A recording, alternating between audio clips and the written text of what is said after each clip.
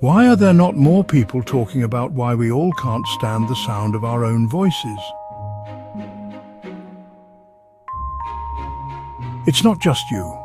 Almost everyone feels this way. When you speak, you hear your voice from inside your own head, through vibrations in your bones.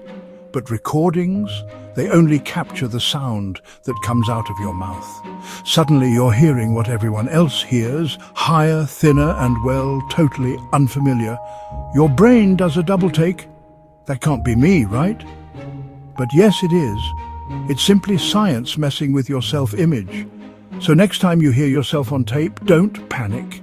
That unique voice, it's just you, sounding exactly like you do to the rest of the world.